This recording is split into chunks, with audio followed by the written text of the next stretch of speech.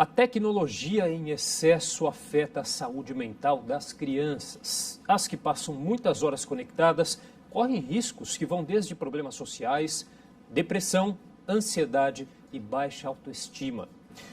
Foi o que constatou o artigo Cultura Tecnológica e Vulnerabilidade ao Trauma Psíquico. Aqui ao meu lado está um dos autores desse artigo, o psicólogo e neurocientista Júlio Pérez.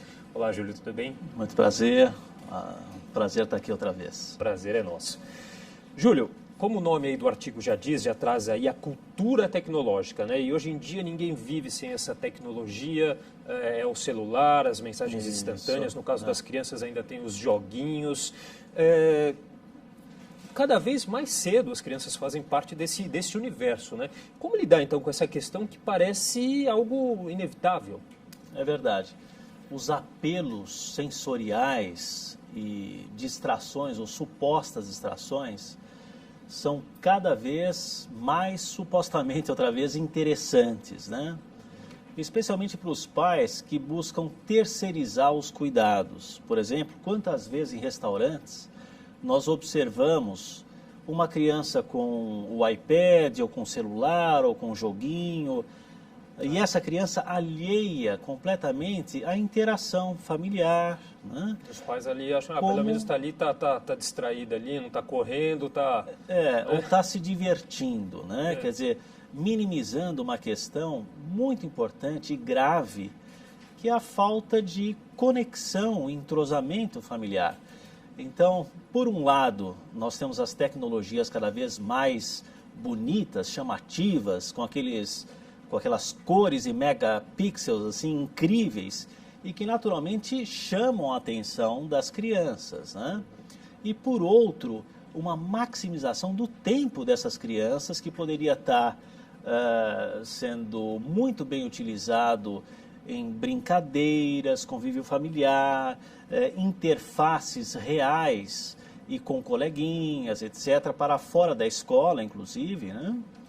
O que leva essas crianças a um fenômeno chamado cérebro de pipoca, muito estudado na China, que é a perda de massa encefálica e empobrecimento das maneiras que a pessoa consegue identificar o outro. É como se houvesse um emburrecimento emocional. Por quê? A criança deixa de interagir e é justamente com a família e exatamente, com os coleguinhas. Uhum. E passam a não perceber, por exemplo, microexpressões faciais de intenções, temores ou ameaças. É quase como se a criança não conseguisse mais detectar códigos que na penúltima geração ou mesmo a nossa geração era mais fácil detectar, porque as negociações entre os amiguinhos, colegas, mesmo o convívio familiar favorecia o crescimento de ferramentas para lidar com adversidades. E são essas relações interpessoais. Isso. O sujeito, por exemplo, a criança estava com uma bola e leva a bola fora porque ela é dono da bola. Não, e como é que eu vou lidar com essa situação, né? Quer dizer, ele tem que negociar ali na hora com o amiguinho, etc. Agora, com jogos eletrônicos, nada disso acontece, né?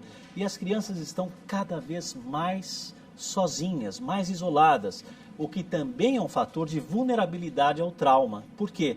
A solidão favorece um mundo introspectivo, cada vez mais arborizado, mais intenso, enquanto o mundo objetivo, prático, perde em sua dinâmica saudável. Então, e aí vem os problemas, doutor, como a gente falou aí no começo. A depressão, os problemas sociais, como o senhor já citou aqui, ansiedade e baixa autoestima, é isso? Como perceber aí que essa questão tecnológica está afetando a criança? Olha, esse é um dos principais fatores, o mais perigoso, é a não percepção do quão arriscada é a situação atual para um desenvolvimento doentio, patológico. Então, os pais que estão nesse mundo da pressa, da competitividade ou mesmo do descartável, favorecem as tecnologias às crianças, de maneira que elas repetem o ciclo de adicção a essas tecnologias. Veja bem, Felipe, eu não estou indo contra a tecnologia nos ajuda muito. No entanto, nós não podemos correr riscos traumatogênicos, de maneira que as crianças se tornem adolescentes mais ansiosos, com traços mais depressivos, por conta dessa ausência de constituição de um núcleo familiar estável ou de negociações, de crescimento, desenvolvimento a partir das relações reais. Mas, doutor, aí o que fica complicado é porque hoje em dia todo mundo, não só as crianças, os adultos, né, nós estamos o tempo todo conectados e aí as crianças observam aquilo ali e acabam repetindo a situação, né? É verdade. Não deveríamos. As tecnologias podem ser usadas em momentos e não o tempo todo.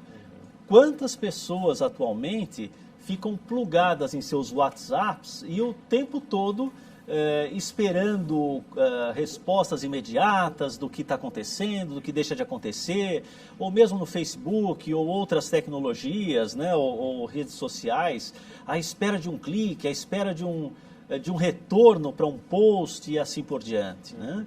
Então é muito comum, na minha clínica eu recebo pais que trazem crianças, adolescentes especialmente, com traços de ansiedade, de depressão importantes, e eu oriento o núcleo familiar, os cuidadores e os jovens a construírem um ritmo mais saudável, preditivo de bem-estar, preditivo de saúde, na melhor concepção da palavra.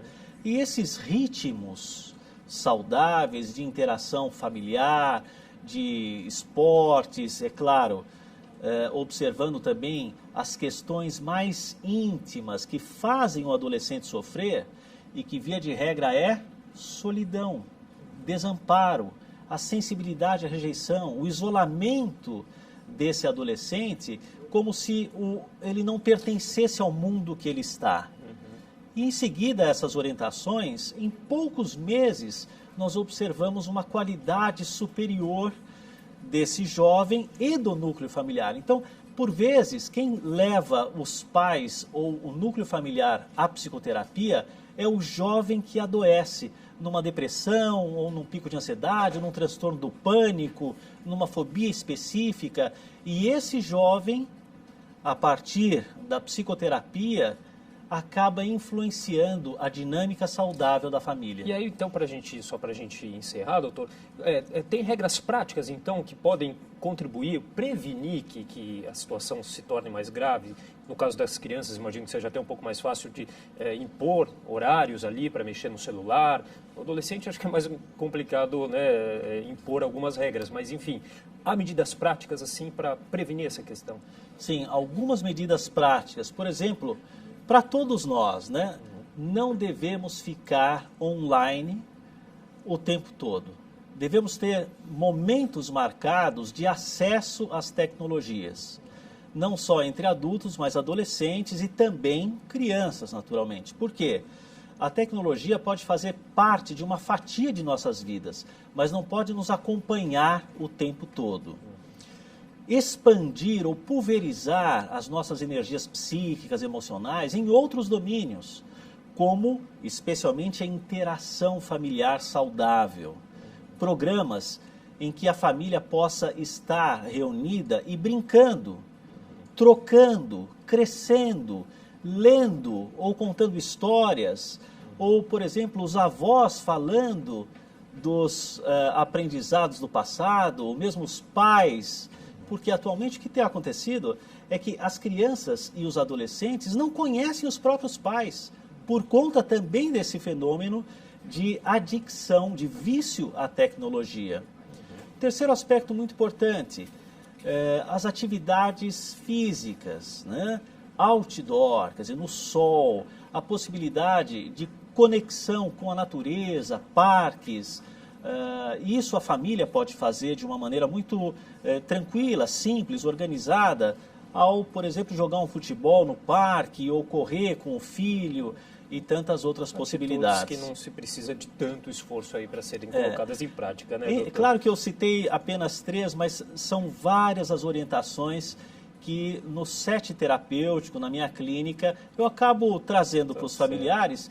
Em poucos meses, esse ponto de equilíbrio saudável é reconstruído. Tá certo, doutor. Infelizmente, nosso tempo já se encerrou, mas queria agradecer muito a participação do senhor aqui no jornal. Eu que agradeço. Uma alegria estar aqui.